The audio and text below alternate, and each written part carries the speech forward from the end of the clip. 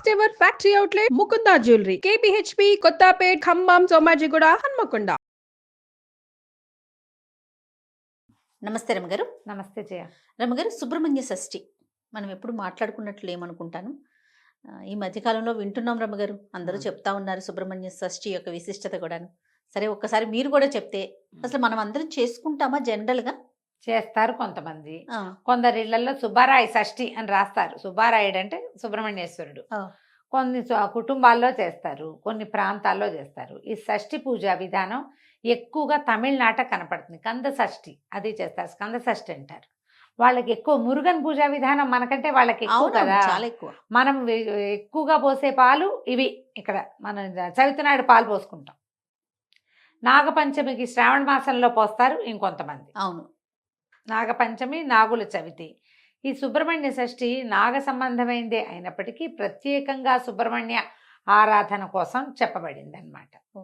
స్కందోత్పత్తి అవి చెప్పుకోవచ్చు. చెయ్యొచ్చా అంటే మీకు ఆసక్తి ఉంటే, అవకాశం ఉంటే, కొన్ని ప్రత్యేక పరిస్థితుల్లో కూడా సుబ్రహ్మణ్య షష్ఠిని చేసుకోవాలంటారు. ముందు అసలు షష్ఠి సంగతి చెప్దాం మనం. ప్రతి నెల 2 షష్ఠులు వస్తాయి. శుద్ధ షష్ఠి, బహుళ షష్ఠి. షష్ఠి కాదది, షష్ఠి.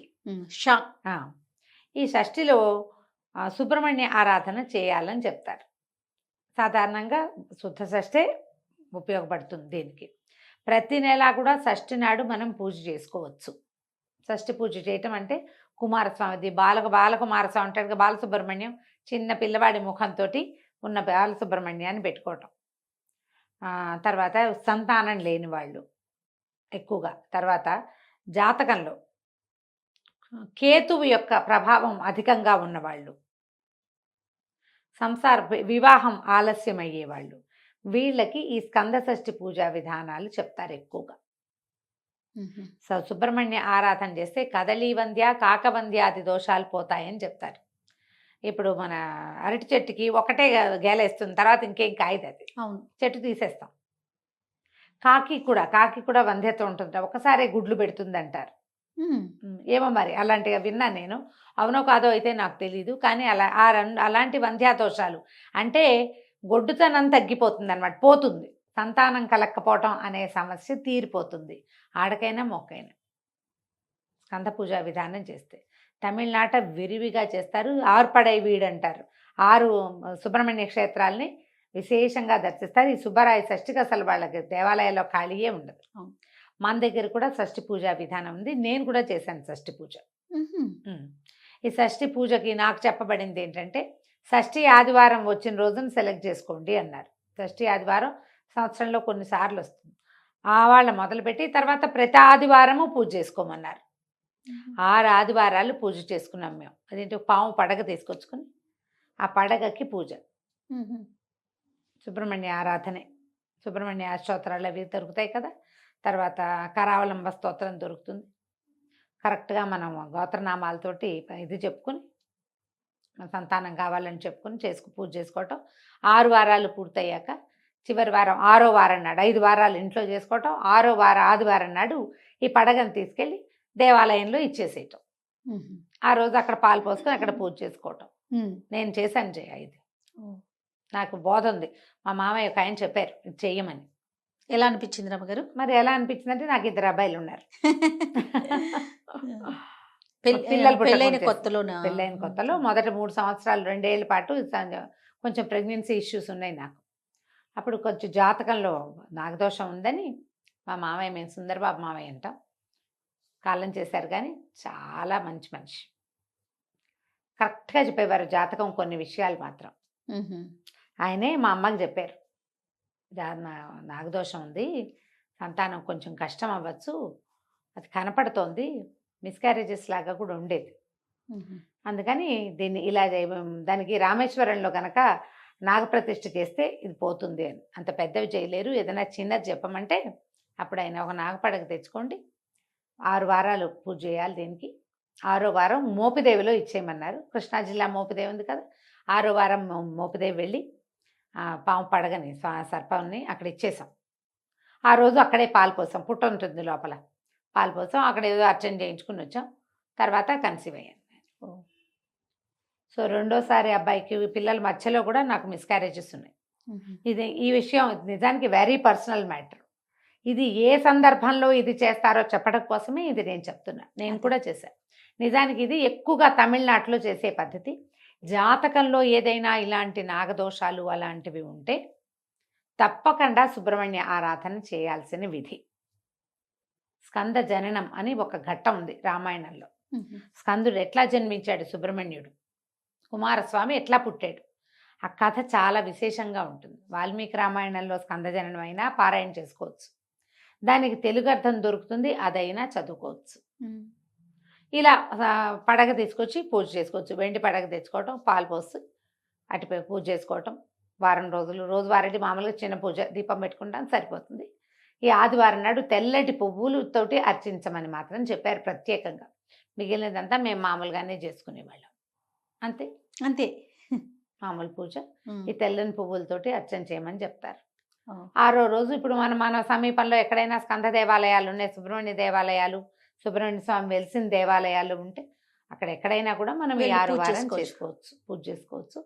షష్ఠి ఆదివారం వచ్చింది, చాలా విశేషమైంది. ఇలా సంతానం లేని వాళ్ళు, పిల్లలు అవకరాలతో జన్మించే అవకాశం ఉన్నవాళ్ళు, తరచూ మిస్క్యారేజెస్ అయ్యేవాళ్ళు, ఏదైనా ఐవీఎఫ్ లాంటివి ట్రై చేసి సక్సెస్ రేట్ తక్కువగా ఉందని భయపడుతూ ఉంటాం కదా, అలాంటి వాళ్ళు సుబ్రహ్మణ్య ఆరాధన చేస్తే గర్భం నిలుస్తుంది. ఎందుకంటే స్కందుడు విచిత్రమైన జన్మ కలిగిన వాడు. అసలు అది ఎక్కడా కనపడదు ఆయన లాంటి విచిత్ర జన్మ. ఆయన పార్వతీ పరమేశ్వరులు ఇద్దరు వాళ్ళిద్దరు వివాహం ఎందుకు చేశారు? తారకాసుర సంహారానికి శివ తేజస్సు నుంచి జన్మించిన వాడే తారకాసురుణ్ణి చంపగలడు. శివుడు అప్పటికి సతీదేవి వియోగం తర్వాత ఆయన తపశ్చర్యలో పూనుకున్నాడు. సతీదేవి హిమాలయ హిమవత్పర్వతానికి కుమార్తెగా జన్మించి ఉంది. ఆయన విరాగిగా ఉన్నాడు, ఆయన వివాహం చేసుకోడు. శివ తేజస్సు ఎలా కుదురుతుంది వీళ్ళకి, ఆయన ఎవరితోటి కలవకపోతే? అందుకని ఈ సతీదేవి పార్వతీదేవిగా జన్మిస్తే పార్వతీదేవితో శివుడికి వివాహం అయ్యేలాగా దేవతలు సంకల్పించి మన్మధుడిని ప్రేరేపించి పంపించారు. ఈ మన్మధుడిని అయితే కోపం వచ్చి శివుడు మన్మధుడిని దగ్ధం చేశాడు. కానీ కాలక్రమాన పార్వతీదేవిని వివాహం చేసుకున్నాడు. కొన్ని వందల సంవత్సరాలు వాళ్ళిద్దరూ కలిసి సంయోగంలో ఉన్నారు. కానీ శివతేజస్సుని ఇలా శక్తి శరీరంలో నిక్షిప్తం చేస్తే ఆ మహాతేజాన్ని ప్రపంచం తట్టుకోలేదని రేతస్సుని భూమి మీద పతనం చేసేలాగా చేశారు దేవతలు. భూదేవి తట్టుకోలేకపోయింది దాన్ని. అగ్నిదేవుడు భరించాడు శివతేజస్సుని. ఎప్పుడైతే తన గర్భంలో నిలవలసిన రేతస్సు నేల మీద పడిపోయిందో మహాకోపం వచ్చి ఈవిడ దేవతలకి మీకు పిల్లలు కలగరు భార్యల ద్వారా అని వాళ్ళని చెప్పించి భూమికి నువ్వు ఇది ఒప్పుకున్నావు కాబట్టి, ఒప్పుకుని నీ మీద పతనం చెందింది కదా, నేను భరించవలసిన దాన్ని నువ్వు తీసుకున్నావు కాబట్టి అందరూ మొగుళ్ళే నీకని చెప్పేసింది. అందుకని ప్రతి రాజుని భూభర్త అంటారు. భూపతి అంటే ప్రతి రాజు భూమికి భర్తే, అందరూ భర్తలే. ల్యాండ్ లార్డ్ అంటాం. ఆ ల్యాండ్ ఎవరిదైతే వాడే ల్యాండ్ లార్డ్. సంతానం దేవతలకు సంతానం కలగదు. ఈ శివరేతస్సును ఏం చెయ్యాలో తెలియలే. అప్పుడు బ్రహ్మదేవుడు దీని ప్రకారం ఈ శివరేతస్సు అగ్నిలో ఉన్నదాన్ని గంగానదిని ఒప్పించి ఆమె యందు విడిచిపెట్టారు.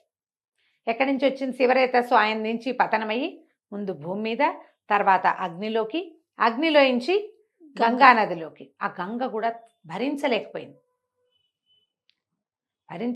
ఆ శివరేతస్సులోంచి రకరకాల ఇవి కూడా పుట్టినాయి. బంగారము, తర్వాత తామ్రము, రాగి, వెండి అందులోంచే పుట్టాయి. శివరేతస్సు నుంచే పుట్టినాయిట లోహాలు. అది అగ్నిలో పడేసరికల్లా అట్లా అది నీళ్ళలో పడేసరికి సెపరేట్ అయిపోయినాయి. అందులో ఉన్న ఇది ఒక్కొక్క రూపం చెంది అన్నీ సెపరేట్ అయిపోయింది. అయితే ఈవిడ నేను భరించలేకపోతున్నాను ఈ వేడి, నేను ఆవిడ కేకలు పెడితే గంగానది అప్పుడు ఏం చేశారంటే హిమవత్పర్వత పాదంలో విడిచిపెట్టమన్నారు. హిమవత్పర్వత పాదంలో అక్కడికి వెళ్ళేసరికల్లా అక్కడ మొత్తం అదంతా రేతస్సు తాలూకు దీనివల్ల పెద్ద రెల్లు పొదలాగా బంగారుమయం అయిపోయిందట. అక్కడ ఈ రేతస్సును వదిలిపెడితే అక్కడ ఇది ఇన్ని రూపాలు చెంది అక్కడ శిశురూపం ధరించాడు స్కందుడు. ఎన్ని చోట్లకి మారాడో చూడు. ఇలాంటి పరిస్థితుల్లో ఉన్న జన్మించాడు ఆయన. అక్కడికి వెళ్ళి ఆయన శిశువు రూపం దాల్చాడు. దాల్చిన తర్వాత అప్పుడు కృత్తికలని నియోగించారు దేవతలు. పిల్లవాడికి పాలిచ్చి పెంచడం కోసం. కృత్తికల చేత పెంచబడ్డాడు కాబట్టి కార్తికేయుడు అయ్యాడు. ఆ కృత్తికలు 6. అందుకని 6 దగ్గర పాలు తాగడానికి 6 ముఖాలతోటి పాలు తాగేటట్టు. అందుకని షణ్ముఖుడు. ఎంత చిత్రమైన ఇది ఉందో చూడు కథ. ఇలా అంటే ఎలాంటి విపత్కర పరిస్థితుల్లో అయినా కూడా సంతానం కలిగే అవకాశాన్ని స్కందుడిస్తాడు. అందుకని ఈ స్కంద షష్ఠిని పూజ చేసుకోమని చెప్తారు. అవకాశం ఉన్నవాళ్ళు, అవసరం ఉన్నవాళ్ళు, తప్పకుండా అలవాటు ఉన్నవాళ్ళు ఎలాగూ చేసుకుంటారు కదా, ఎలాగూ చేసుకుంటారు. అవసరం లేదు ఊరికే మనకి సుబ్రహ్మణ్యం మీద ఇష్టం. నాకు మామూలుగా సుబ్రహ్మణ్యం ఫోటోలు చూస్తేనే చాలా ఇష్టంగా ఉంటుంది. నాకు సుబ్రహ్మణ్య షష్ఠి చేసుకుంటాను, నేను దండం పెట్టుకుంటాను, రోజు కరావలంబం చదువుకుంటాము. ఇలా పిల్లలతోటి ప్రాబ్లమ్స్ ఉన్నవాళ్ళు ఇది చదువుకుంటే ఈ సమస్యలు అవి తీరుతాయి. దేవాలయ దర్శనం చేయటము. తర్వాత ఇప్పుడు ఇలాంటి ప్రాబ్లమ్స్ ఉన్నవాళ్ళు ఈ ప్రత్యేక సుబ్బరాయ షష్ఠే కాకుండా నెలలో ప్రతి నెల వచ్చేటువంటి శుక్ల షష్ఠి నాడు కూడా మనం ఈ స్కంద పూజా విధానాన్ని చేసుకోవచ్చు. ఇవాళ షష్ఠి నాడు మొదలు పెడితే ఆదివారాలు కూడా మనం షష్ఠి పూజా విధానాన్ని చేసుకోవచ్చు. మొదట ఇది మొదలు పెట్టుకుంటే తర్వాత ఇంకా ఆదివారం చొప్పున చేసుకుంటాం. ప్రధానంగా నాగదోషం, సర్పదోషం లాంటివి ఉంటే వాటి నివారణకే ఈ పూజా విధానము. స్కందజనన పారాయణం అవి చేసుకున్నా కూడా చాలా విశేషమైన ఫలితం ఇస్తుంది. అవకాశం అవసరం ఉన్నవాళ్ళు చేసుకోండి అంతే. లేదా ఇది ఒక పర్వదినము, ఈరోజు నేను చేయాలంటే ప్రత్యేకంగా నిరాహారంగా ఉంటారు, తరిగిన కూరలు తినరు, దాంపత్యం పనికిరాదు. ఈ పూజ కనుక ఏదైనా చేసుకునేటట్టయితే ఇది పనికిరావు. ప్రత్యేకంగా దీన్ని ఎలా ఇవాళ సూర్యోదయం నుంచి రేపు సూర్యోదయం వరకు ఉపవాసమే, అన్నం తినకూడదు. నివేదన చేసిన ప్రసాదాన్ని తీసుకోవచ్చు. సంతానార్థులుగా ఉన్నవాళ్ళైతే ప్రెగ్నెన్సీలో మాత్రం చేయకూడదమ్మా. ఇది ప్రెగ్నెన్సీ వాళ్ళకి కాదు. సంతానం కావాలని కోరుకునే వాళ్ళైతే మాత్రం ఇలా ఏదైనా తిని పళ్ళో గిల్లో తినేసి అదే పాలు తాగటము అలాంటివి చేయొచ్చు. తరిగినవి తినకూడదు. కొన్ని ప్రాంతాల్లో షష్ఠి నియమాలు చెప్తారు. అట్లా మీ ప్రాంతంలో ఉందో లేదో చూసుకోండి. లేదా అసలు ఇదేం లేదు, ఇదేదో మీరు కొత్తగా వింటున్నారు అంటే సాధ్యమైనంత చాకు పట్టుకుని కొయ్యకుండా ఉండండి. తప్పకుండా తరగద్దు, మనం తరగకూడదు, తరిగినవి తినకూడదు. ఆ జాగ్రత్తలు తీసుకుంటే జాగ్రత్త తీసుకుని పూజ చేసుకోవచ్చు.